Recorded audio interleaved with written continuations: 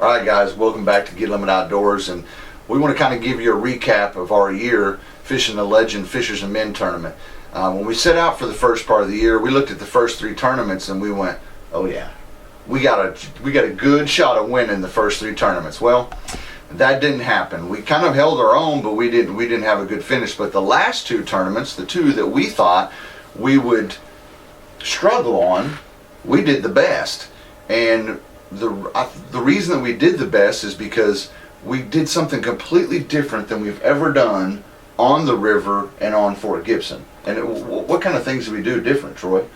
Well, I mean, we discovered early on that they were definitely in their summer pattern. Mm-hmm. And with the help of Joel Clark, one of our other staff members on Fort Gibson, I mean, he was able to help us. I would say that the practice round, we figured out a pattern within 30 minutes. Yeah. And we followed that pattern, and it Yeah. carried over to the next day, even though they were dropping the water by 13 inches during the tournament. And one of the things that we found was, some of the key baits for us and the structures we were fishing was, the Spro Little John DD, and then we threw a Strike King 1.5 crankbait. And it had to be these 2 or one other bait that we threw that was an old school bait. Yeah, it was the Man's Hot Lips. That the bill's a little bit different, so it dives a little bit faster and gets down a little bit deeper, and you don't have to throw as big a bait as you do on the normal deep diving crankbaits. Yeah, and they really liked that bait. And when they weren't, we would pull up to a point or a rock pile, and we would throw the crankbaits first, and then we'd follow it up with one of my favorite baits is the biffle bug combination.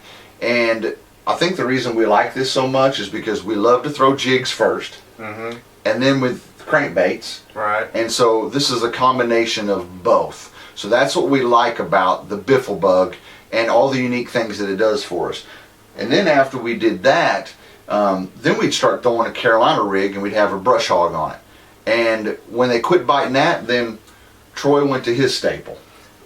We went to the PJ jig with the Okeechobee Ragetail crawl on it.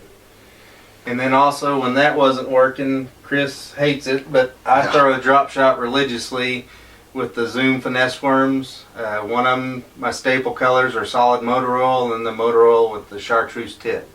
Yeah, I have one spinning rod in my boat, and that's just because you've got to have a spinning rod in your boat. So typically I want to throw big jigs, big crankbaits, big jerk baits, the big stuff, and catch a big fish. And that's what's good about Troy and I is we fish so much different. Unless we're just really catching them. Because he'll finesse and catch a limit for us.